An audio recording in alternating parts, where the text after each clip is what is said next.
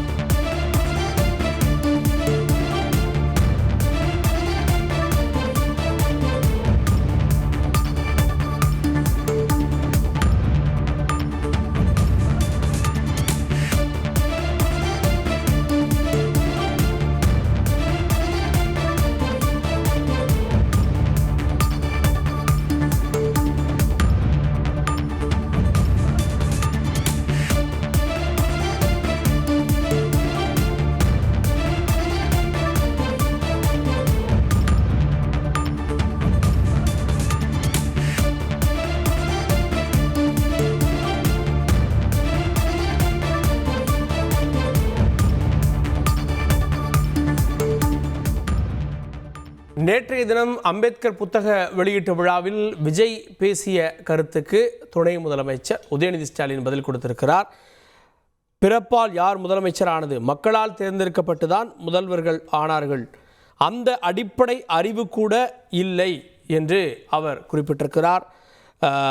Cinema செய்திகளை பார்ப்பதில்லை என்று விஜயனுடைய நேற்றைய பேச்சு நிகழ்வுகளை சினிமா செய்தியாக துணை முதலமைச்சர் விமர்சித்திருக்கிறார். காட்டமான பதிலாக இது பார்க்கப்படுகிறது. பிறப்பால் முதலமைச்சர் ஆகிறார்கள் அப்படின்னு விஜய், ஆதவ் அர்ஜுன் உள்ளிட்டவர்களாம் நேற்றைய விழாவில் பேசிய நிலையில் இந்த சூழலில் பிறப்பால் யார் முதலமைச்சர் ஆகிறார்கள், இது மக்களால் தேர்ந்தெடுக்கப்பட்டு தான் முதல்வர்கள் ஆகிறார்கள், அந்த அடிப்படை அறிவு கூட இல்லையா அப்படின்ற கேள்வியை உதயநிதி ஸ்டாலின் அவர்கள் முன்வைத்திருக்கிறார். இதனை முக்கிய செய்தியாக பார்த்து வருகிறோம்.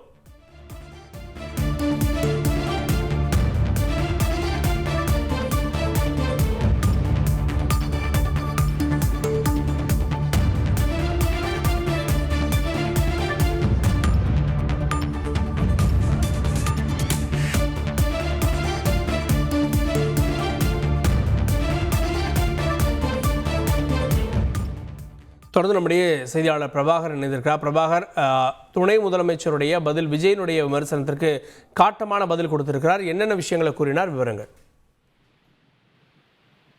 வேலூர் காட்பாடி பகுதியில் இருக்கக்கூடிய விளையாட்டு மைதானத்துல கலைஞர் விளையாட்டு உபகரணங்கள் வழங்கும் நிகழ்ச்சி நடந்தது. நிகழ்ச்சியை முடிச்சு தமிழக துணை முதலமைச்சர் உதயநிதி ஸ்டாலின் செய்தியாளர்களை சந்திச்சாரு. அப்போ செய்தியாளர்கள் நேற்றைய தினம் விகடன் சார்பில் வெளியிடப்பட்ட புத்தக வெளியீட்டு விழாவில் பேசின விஜயனோட கருத்து குறித்து கேட்டதுக்கு தமிழக துணை முதலமைச்சர் விளையாட்டு செய்திகளை பார்ப்பதில்லை அப்படின்ற மாதிரியான ஒரு பதிலை தெரிவிச்சாரு. தொடர்ந்து பிறப்பால் ஒரு முதல்வர் வரக்கூடாது, வரும் நாட்கள்ல தமிழகத்துல மன்னராட்சி நடக்குதுன்னு விசிகாவோட துணை பொதுச் செயலாளர் ஆதவ் அர்ஜுனா கருத்து தெரிவிச்சவர்னு கேட்டதுக்கு அதற்கு துணை முதலமைச்சர் காட்டமா யாருங்க பிறப்பால் முதல்வரானது, மக்களால் தேர்ந்தெடுக்கப்பட்டுதான் இங்க முதல்வர் ஆகியிருக்காங்க, அந்த அடிப்படை அறிவு கூட அந்த ஆளுக்கு இல்ல அப்படிங்கிற மாதிரி தமிழக துணை முதலமைச்சர் ஒரு காட்டமான பதிலை தெரிவிச்சிருக்கிறாரு.